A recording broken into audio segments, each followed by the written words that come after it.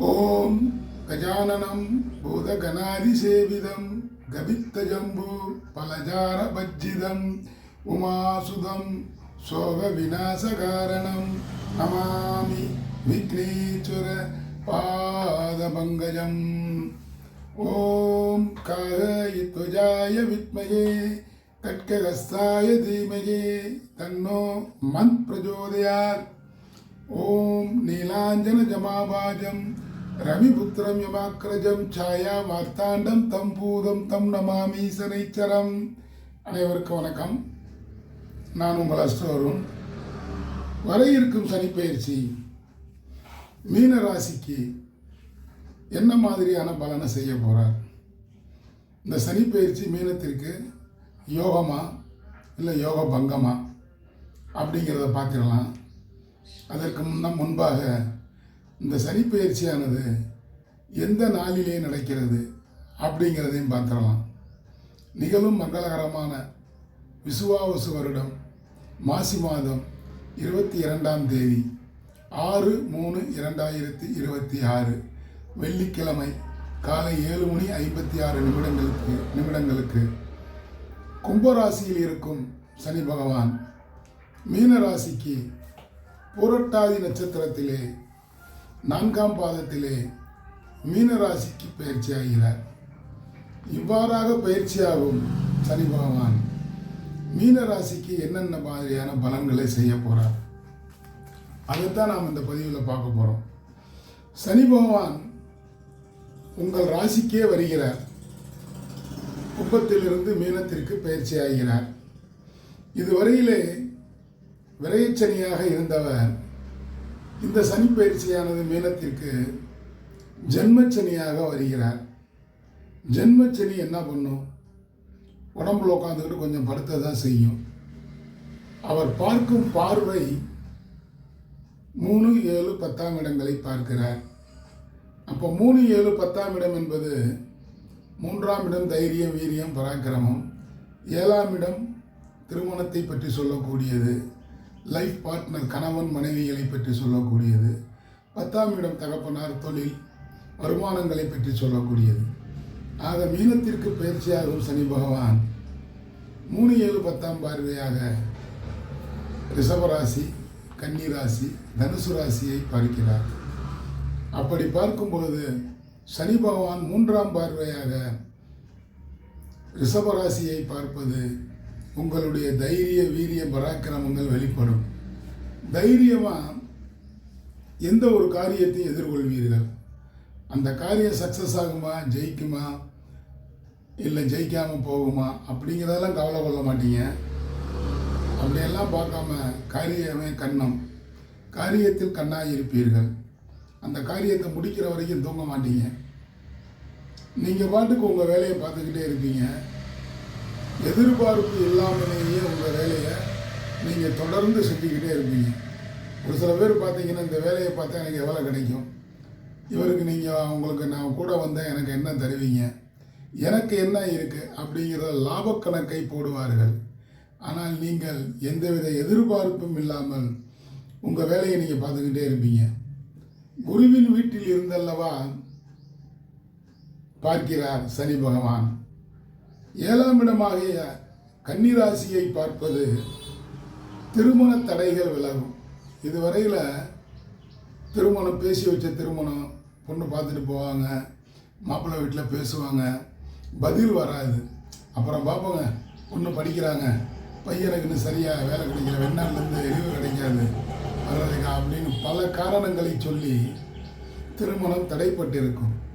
இந்த திருமணம் தடைப்பட்டிருக்கும் திருமணங்கள் பூரா தடைகள் விலகி உங்கள் வீட்டிலே மாவிலை தோரணங்கள் கட்ட, மேளங்கள் முழங்க, இன்னிசை நிகழ்ச்சிகள் நடக்க, சுபமங்கல நிகழ்ச்சிகள், திருமணம் போன்ற சுபமங்கல நிகழ்ச்சிகள் உங்கள் வீட்டில் நடக்கும் அப்படின்னே சொல்லிடலாம். தொழிலில் இருந்து வந்த தேக்க நிலைகள் மாறும். தொழிலில் என்னத்தான் பண்ணுறோம், ஏதோ பண்ணுறோம், ஏதோ வருது அப்படிங்கிற மாதிரி ஒரு விரக்தி ஏற்பட்டிருக்கும் தொழிலில். அந்த விரக்தியெல்லாம் இனிமேல் மாறி உங்களுக்கு தொழிலில் நல்ல வளம் பெற்று வளர்ச்சியாகி லாபத்தை பெறுவீர்கள் அப்படின்னே சொல்லிடலாம். தொழிலில் இருந்த தேக்க நிலைகள் மாறி ஊக்க நிலையாக வரும். தொழில் மூலம் பண வரவு உண்டு. இருந்திட்டாலும் ஜென்மச்சனியாக இருப்பதால் பணம் ஒரு புறம் வந்துக்கிட்டே இருந்தாலும் மறுபுறம் அதற்கேற்ற செலவுகளும் வரும். அந்த செலவுகளை சுப செலவுகளாக மாற்ற வேண்டும். அப்பாவிற்கு மருத்துவ செலவுகள் கொஞ்சம் கூடும். ஆபரேஷன் போன்ற மருத்துவங்கள் பார்க்க வேண்டியிருக்கும். அதன் மூலம் பணங்கள் கொஞ்சம் செலவாகும் அப்படின்னே சொல்லிடலாம். அப்பா பார்த்து வந்த தொழில் உங்கள் கைக்கு வரும். அந்த தொழிலை திறம்பட நடத்தி லாபங்கள் ஈட்டி அந்த தொழிலை ஒரு உயர்ந்த இடத்திற்கு கொண்டு வருவீர்கள். தொழில் ஸ்தாபனத்தை உயர்ந்த இடத்திற்கு கொண்டு வருவீர்கள் அப்படின்னே சொல்லிடலாம். தகப்பனாருக்கு மருத்துவ செலவுகள் குறைய வேண்டும் என்றால் தன்வந்திரி பகவான் காயத்ரி மந்திரத்தை சொல்லிக்கிட்டே வந்தீங்கன்னா தகப்பனாருக்கு வரக்கூடிய மருத்துவ செலவுகள் சற்று குறையும் அப்படின்னே சொல்லிடலாம். தகப்பனார் பார்த்து வந்த தொழில் உங்களுக்கு வந்து சேருன்னு அந்த தொழில் மூலம் உங்களுக்கு வருமானங்கள் லாபங்கள் கிடைக்கும். லாபங்கள் கிடைத்தா அந்த லாபத்தை அடுத்து இன்னொரு பிரான்ச்சு ஒரு கிளை ஆரம்பித்து தகப்பனார் ஒரு நிறுவனம் தான் வைத்திருப்பார். நீங்கள் அதை இரட்டிப்பாக ஆக்குவீர்கள் அப்படின்னு சொல்லிடலாம். லாபம் வந்துக்கிட்டே இருந்தால் பணம் புரண்டுக்கிட்டே இருந்தால் லட்சக்கணக்காக கோடிக்கணக்கான அதை அடுத்து என்ன பண்ணலாம், எதில் மூலதனம் பண்ணலாம், முதலீடு செய்தால் நம்மளுக்கு வருமானம் வரும் அப்படின்னு சிந்தித்து பார்த்து வந்த தொழிலையே விரிவாக்கம் செய்வீர்கள். பிரான்ச் ஓப்பன் பண்ணி அதுக்கு ஒரு மேனேஜரெல்லாம் போட்டு அந்த பிரான்ச்சை நீங்கள் திறம்பட நடத்துவீங்க. ஒரு உணவகம் நடத்தினால் மற்றொரு உணவகம் உருவாகும். ஒரு தொழில் ஸ்தாபனம் 2 வீலர் மெக்கானிக்கல் ஷாப் போட்டால் இன்னொரு ஏரியாவில் இன்னொரு தொழில் அந்த மெக்கானிக்கல் ஷாப் போடுவீங்க. மெடிக்கல் ஷாப் வச்சுருந்தா இன்னொரு பகுதியில் இன்னொரு மெடிக்கல் ஷாப் வைப்பீங்க. இந்த மாதிரி தொழில்கள் இரட்டிப்பாகும் காலம் அப்படின்னே சொல்லிடலாம். அண்ணன் தம்பியில் உறவுகள் கொஞ்சம் மனக்கசப்பை உண்டாக்கும். சகோதர சகோதரி வழியில் எனக்கு அதை செய்யலை இதை செய்யலை, அப்பா சொத்தை நீ முக்கால்வாசி வாங்கிட்ட, எனக்கு கொஞ்சம் கூட கொடுக்கல, 4 வீட்டில் 2 வீட்டை நீ வாங்கிட்ட, எனக்கு பாதி வீடு தான் கொடுத்துருக்காங்க, நிலங்கள் அப்படி இருக்குது, இத்தனை ஏக்கர் இருக்குது அத்தனை ஏக்கர் இருக்குது, அதில் வந்து உனக்கு நீ அதிகமாக கொடுத்துட்டாங்க, எனக்கு சரியாக கொடுக்கல, நகையை பூரா நீ வாங்கிட்ட எனக்கு அப்படிங்கிற ஒரு ஆதங்கங்கள் வெளிப்பட்டு சகோதர சகோதரி வழியிலே கருத்து வேறுபாடுகள் ஏற்பட்டு அது பெரிய பிரச்சனையாக வந்து பஞ்சாயத்து வரைக்கும் கூட போகலாம்.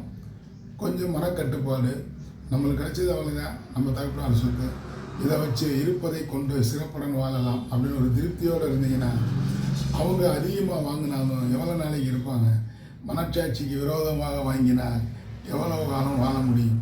அவங்க வாங்கினா வாங்கிட்டு போகிறாங்க, நம்மளுக்கு கிடைச்சது வந்துருச்சு அப்படின்ட்டு வந்ததை வரவு வைத்து கொண்டு அதன் மூலம் வளம் பெறலாம் அப்படின்னே சொல்லிடலாம். அடுத்து பார்த்தீங்கன்னா மீன ராசிக்கு இந்த சனி பகவான் மிரட்டவே வருகிறார். மிடுக்காக நின்று காரியங்களை எதிர்கொள்ள வேண்டும். மிடுக்காக நின்று காரியங்கள்லாம் பார்ப்பீங்க. அப்படி எல்லாத்துக்கு முன்னாடி 100 பேர் 1000 பேர் இருந்தாலும் நீங்கள் தான் முன்னாடி நின்று அந்த காரியங்களை நிகழ்ச்சிகளை நடத்தி பெயர் புகழ் செல்வாக்கை வாங்குவீர்கள். மீனத்திற்கு ஏற்றமும் இருக்கும் இறக்கமும் இருக்கும். எவ்வளோ தூரம் மேலே ஏறி போடுறீங்களோ சறுக்காமல் பார்த்துக்கணும். ஒரு ஸ்டே பண்ணி போகணும். சறுக்குனாலும் அந்த இடத்துல நின்றுக்கலாம், தரைக்கு வர முடியாது. அப்போ ஸ்டே பண்ணி நம்ம வந்து காயை நகைத்தடி மேலே போனோம்னா ஏணிப்படி மாதிரி அப்படி போனோம்னா கிராஃப்ட் மாதிரி மேலே ஏறிக்கிட்டே போகலாம். சின்ன சர்க்கிள் வந்தாலும் அந்த ஒரு குறிப்பிட்ட ஸ்டேஜில் வந்து நின்றுக்கிட்டு திரும்ப மேலே ஏறிடலாம். கீழே பரமபதத்தில் பாம்பு கொத்தி 1ஆம் நம்பருக்கு வந்து திரும்ப மேலே ஏறுவது கடினம். ஆகையால் உங்கள் நிதான போக்கை கடைபிடித்து காரியத்தை கச்சிதமாக முடிக்க அப்படி ஸ்டே பண்ணி போங்க. மேலே ஏறுங்க. விழுந்தாலும் சறுக்கினாலும் பாதாளத்துக்கு வராமல் கொஞ்சம் சற்று சறுக்கி திருப்பி மேலே வந்துடலாம். இதுதான் மீனராசிக்காரர்களுக்கு நான் சொல்ல வருவது. மீனராசிக்காரர்கள் மீண்டு வருவீர்கள். பல பிரச்சனையை சந்திச்சிருப்பீங்க விரைய சனியில். இப்போ ஜென்மச்சனி தான். ஜென்மச்சனி என்பது படுத்தும். ஆனால் குருவின் வீட்டிற்கு சனி வருவதால், அதுவும் புரட்டாதி நட்சத்திரம் 4ஆம் பாதம் குருவின் சாரத்தில் பயிற்சி ஆகிறார். குருவோ உங்களுக்கு உங்கள் ராசிக்கு 4ஆம் இடத்தில் இருக்கிறார். கேந்திரத்தில் வாகன சுகம் எல்லாம் வந்து சேரும். ராகுவோ 12ஆம் இடத்தில் இருந்து ஆண்டி கிழக்கில் 11ஆம் பார்வையாக 2ஆம் இடத்தை பார்க்கிறார். கும்பராகு கொட்டி கொடுப்பார் அல்லவா. ஆக குருவும் ராகுவும் உங்களுக்கு அனுசரணையான இடத்தில் நல்ல இடத்துல இருக்கிறாங்க. அவர்கள் பார்க்கும் பார்வையும் நல்ல பார்வையாக இருக்கிறது. சனியும் உங்கள் ராசிக்கே வருகிறார். ஜென்மச்சனி தான். சென்ம ராமர் சீதையை சிறை வைத்தது வனத்திலே அப்படிங்கிறாங்க. அப்போ ராமர் தனது மனைவியையும் லக்குமணன் சகோதரனையும் கூட்டிக் கொண்டு 14 வருடங்கள் காட்டுக்கு போகிறார். அப்போ ஜென்மத்தில் குரு வரும் பொழுது குரு திசை நடந்தால் அந்த மாதிரி இருக்கும். மற்ற திசை வந்தால் பயப்பட வேண்டாம். அப்போ மீனராசிக்கு மிரட்டவே வருகிறார். மீனம் தானம் தர்மங்கள் கொடுங்கள். தர்மங்கள் கொடுத்தால் தர்மம் தலை காக்கும் என்பதை போல உங்கள் தலைகளை அங்கே தர்மம் காக்கும் என்று சொல்லி, இந்த பதிவு உங்களுக்கு பிடிச்சிருந்தா சப்ஸ்கிரைப் பண்ணுங்கள், லைக் பண்ணுங்கள், ஷேர் பண்ணுங்கள். இதுவரையில் பெல் ஐக்கானை கிளிக் பண்ணாமல் இருந்தால் பெல் ஐக்கானை கிளிக் பண்ணுங்கள். அப்படி பெல் ஐக்கானை கிளிக் பண்ணும் பொழுது நான் பதிவிடும் அடுத்தடுத்த வீடியோக்கள் உங்களை தானாக வந்தடையும் என கூறிக்கொண்டு, இந்த நாள் இனிய நாளாக இருந்ததற்கு இறைவனுக்கு நன்றி கூறி, நாளைய பொழுது நல்லதாக விடியட்டும் என கூறிக்கொண்டு உங்களிடமிருந்து விடைபெறுபவர் உங்கள் அஸ்ட்ரோ அருண். நன்றி, வணக்கம். வாழிய வளமுடன்.